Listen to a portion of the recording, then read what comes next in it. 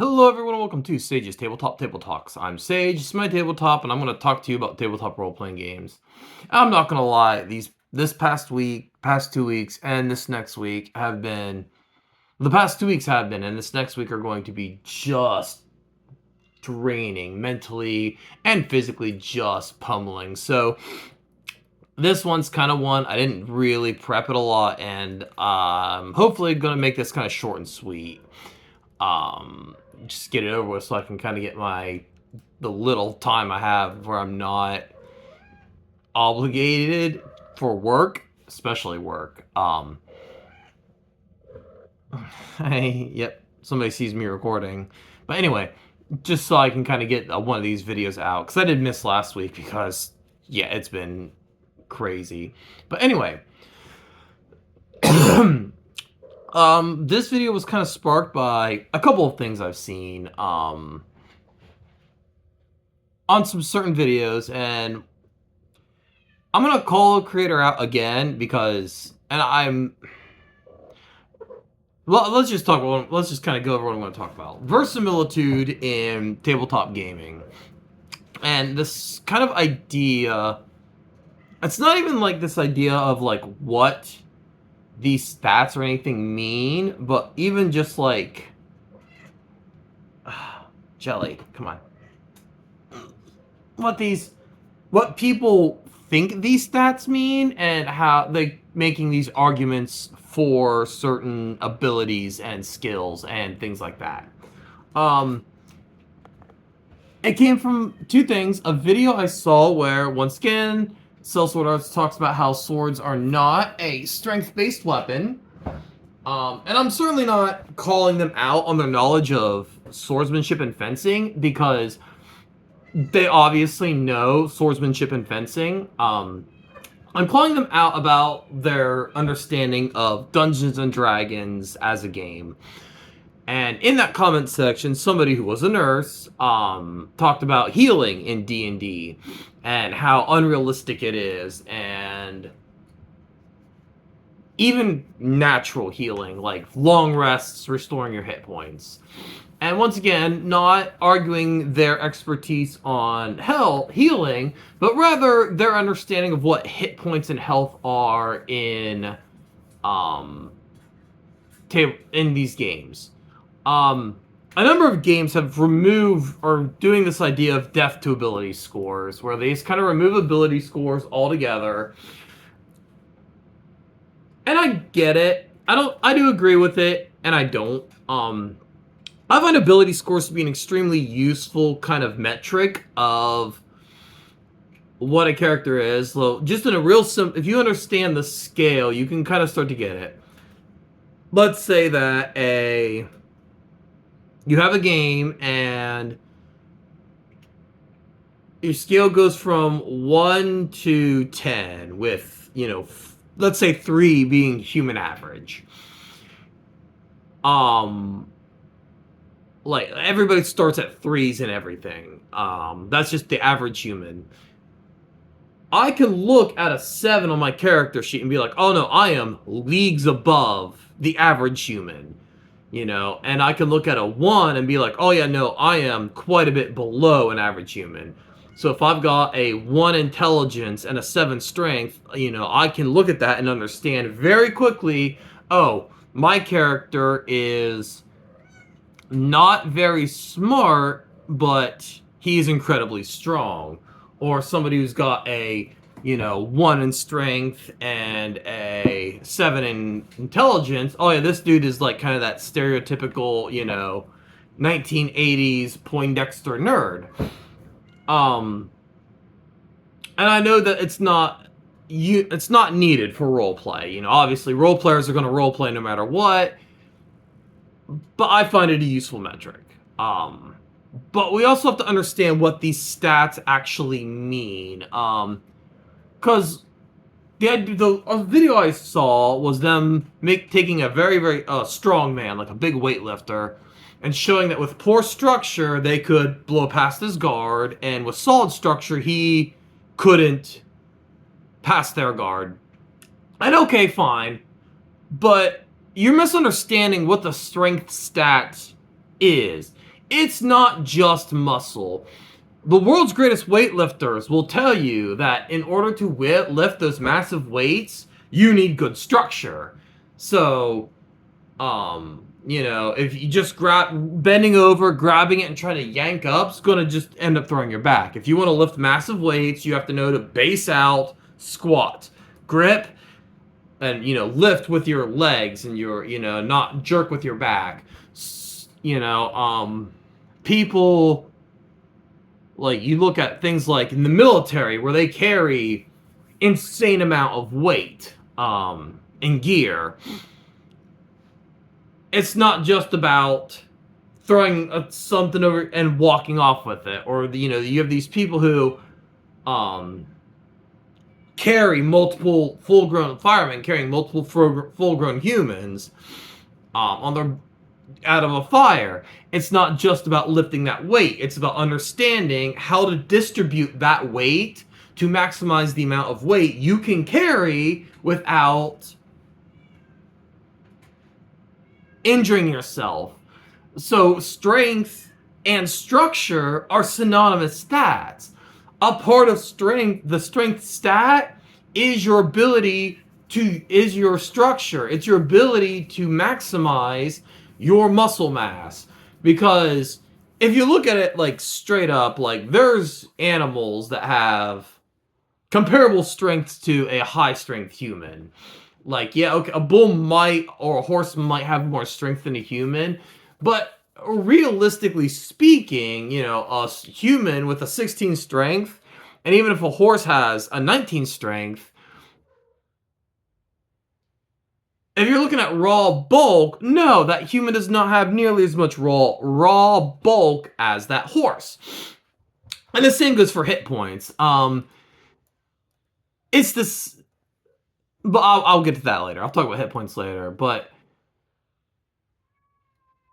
I don't like these videos because they create a very negative discourse about gaming. Oh, swords should be dexterity weapons. Oh, for God's sakes, no. Dexterity does not need any more fucking stuff all piled on top of it. Dexterity is overpowered as a stat already. Stop trying to pile more shit on dexterity. Stop trying to pile more shit on dexterity just because you don't want the meathead label attached to you. And that's all it is, oh, high strength means dumb meathead, which it doesn't. That's not what a high strength means. But you're fueling this discourse that says it does. So I'm just asking, stop doing this. And the other problems is this, core stats. I mean, Dungeons and Dragons has 6. Most games have between 3 and 9-ish. Like, White Wolf has 9, Tri-Stat has 3. And 90% of games fall within this zone, unless they don't have ability scores at all, or you're the hero system that's got, like, 21 core stats. But most games fall within that 3 to 9. You're boiling humanity down to 3 to 9 stats. Oh, well, stats are flawed. They're not flawed. You're just asking too much for a fucking game. Because before a game has to be anything, it has to be fun to play. That's what it has to be. You can look at some of these games like the Phoenix Command game or the Starfleet game, Prime Directive, and see these games with high levels of versumilitude are just not playable. So you use strength. You look at strength. Okay, what is strength? Strength is is muscle. It's your strength. It's your power. It's your ability to lift. It's your ability to hit. It's your ability to carry. But realistically, these are 3 separate skills. Just because a guy can lift a lot doesn't mean he's going to hit harder than a guy who's been training in boxing his whole life. Lifting strength is different than striking strength, which is different than kind of like your maintenance, your holding strength. Like, a lot of these heavy weightlifters can lift a lot, but asking them to carry that load for long periods of time, like, say, a foot soldier in the military would be asked to, he wouldn't be able to, because they're not the same kind of strength. So you kind of just gotta consolidate. You kind of gotta abstract these concepts. Dexterity. Well, dexterity is hand-eye coordination. It's fleetness of foot. It's natural balance. It's reaction time. And all those are actually completely separate skills. But you have to kind of abstract these down to something manageable for a game. If you wanted a game that was accurate, you would have to have like 1,000 stats that you have to be separately maintained. And that's just not doable in a game that's also going to be playable. I mean, you can look at Fatal and how narrowed down, ignoring the sexually and racially problematic shit in Fatal. Fatal's an unplayable game because it's attempting to be too realistic. You know, we're talking about a game that has, I think, 20, maybe 24 separate core statistics.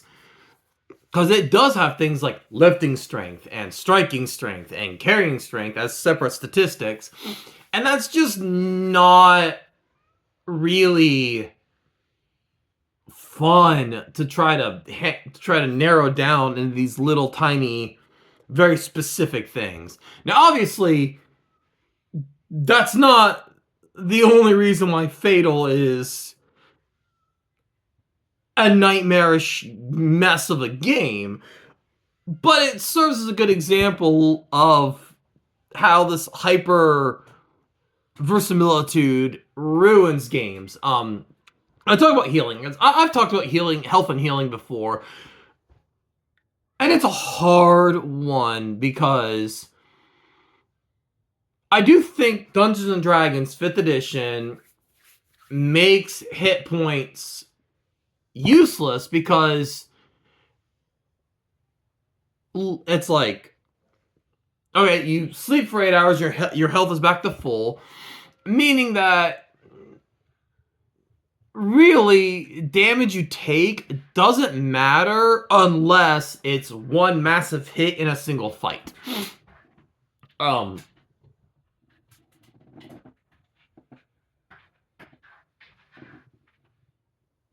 sorry, I think there's a cat outside wanting in.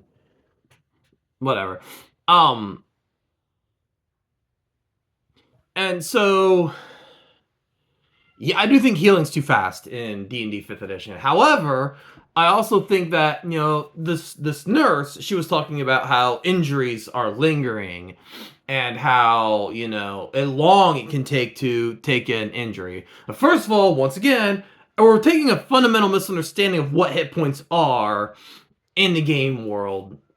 Hit points are not just hunks of meat taken off of you. If that was the case, it means that a level 3 fighter has more meat, more bulk, more ability to be stabbed than a full-grown bull. And I think you could realize that's full-grown bull, because that's just not true. So it has to be something else. It's supposed to represent not just physical damage. It does represent physical damage, but also fatigue and mental wear and, you know, loss of combat advantage. And people always argue, well, then how does fall damage work? You know, you can learn how to break fall, right? Like, I don't know if you realize this, but there's an entire group of people called professional wrestlers whose entire life is about learning how to break fall. You know, when you see these guys fall off a fucking 10-foot ladder and land on concrete, you do realize they're not doing that because they have more... they're just not tougher. They don't have more meat. I mean, they do have more meat, but it's not just because they have more meat than the average person. It's because they've learned how to break fall. They've learned how to lessen the impact from a fall. They know how to roll with the fall. They know where, when they're falling, where to land in order to... He's trying to get... He's not allowed in. He keeps pooping on everything, so... He's an outside cat until we can get him litter box trained a little better. Sorry, anyway, distracted. But they're learning where to land, how to roll with their falls in order to minimize the amount of damage they take. Because I'm going to tell you right now, if you fell off a 10-foot ladder onto concrete, you're not going to get up and continue a fight. You're going to the fucking hospital. Because you're not trained how to roll with the fall like that. They're like, well, what about fire damage? You know, people learn how to deal with the pain of a burn because that's a huge part of hit points too, is pain. You know, getting cut hurts and it loses your focus. But as you deal with that stuff more, you learn how to cope with pain. So a cut where it might have been a complete distraction for you before is something you can just push through now in order to make your way, in order to finish the task you're doing until somebody can wrap a bandage around it.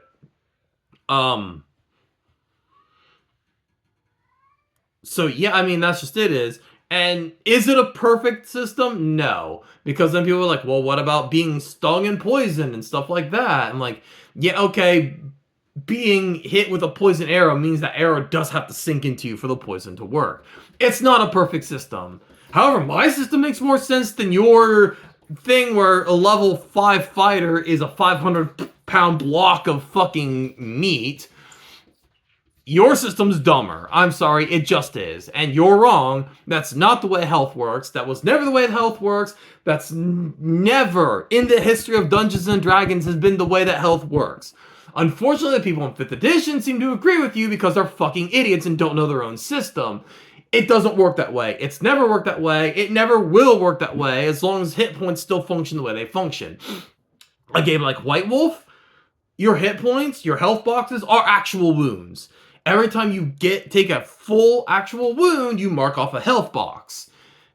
And those represent actual damage. But,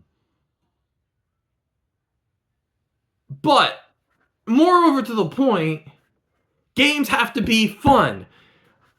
I can point to games like old editions of Dungeons & Dragons and Prime Directive and things like that, where here's where the whole hit points not being neat fail, because like in old editions of Dungeons & Dragons, you gain like 1 hit point back a day, 2 hit points back a day if you were being like, if you were bed rest and somebody was there kind of caring for you. But here's the thing, if you're down 30 hit points, no one wants to wait 15 fucking days to continue on their adventure. That's not fun. That's not enjoyable. In the game Prime Directive, if a character got like a severe wound, they literally, the game book tells to send that player home and make them read pages out of the dictionary to represent the amount of bed rest they've had to have. That's not fun. That's not a playable game. There's a reason if a character took a lot of hit points damage in most editions, older editions D&D, they just hand wave it away. It's like, okay, you guys got back to town, you healed, the cleric cast every healing spell he knows. The next day, the cleric said every healing spell, cast every healing spell he knows, and now everybody's good. Okay, we ready to play now? Let's play. Because it's not fun for a game to just stop for a month because your fighter got hurt a lot in damage. Games have to be playable. I've seen a couple of games. None are recalling off the top of my head. Where if a character takes a serious injury, they have a permanent penalty to a stat. Like, let's say a character takes a wound, and that wound is a broken arm. Well, guess what? They have a permanent penalty to their dexterity now. Is that realistic? Yes. If I was in a fight and I shattered my hand, I broke my knuckles, my fingers, would my hand-eye coordination, would my fine motion coordination fail? Would it be would it be worse? Would I lose some of that? Yes. But that's not fun to play. It's not fun to, just because the DM rolled a critical hit on you, you now have a permanent penalty you can't do anything about. It's gone forever. Forever, never, never. Your character's just slightly worse.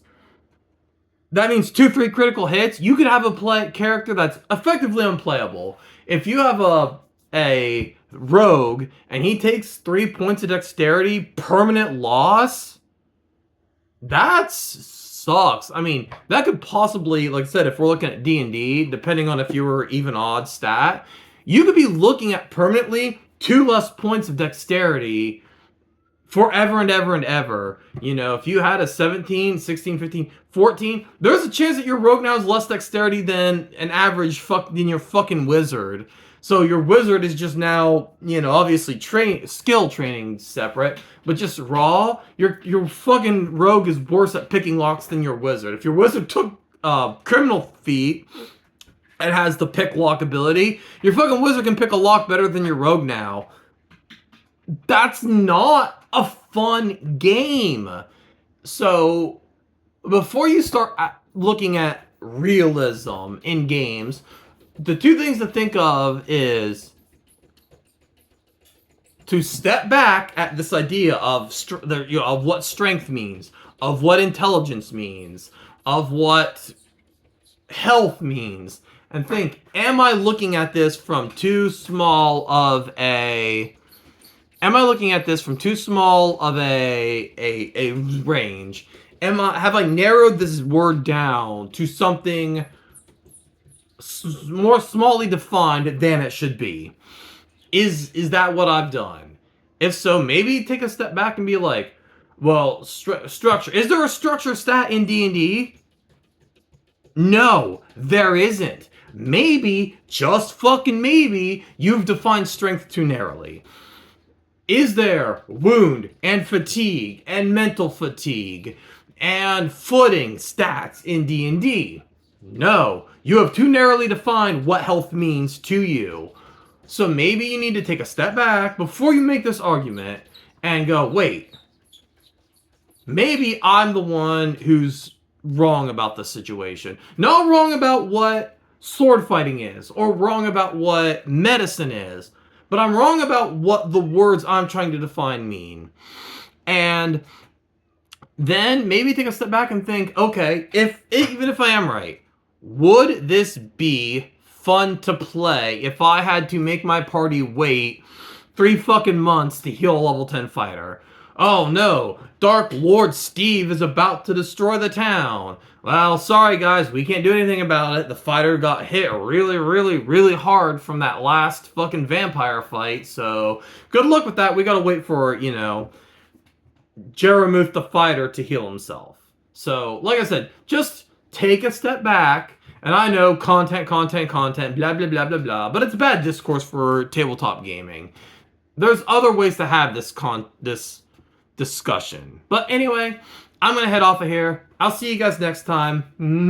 Bye.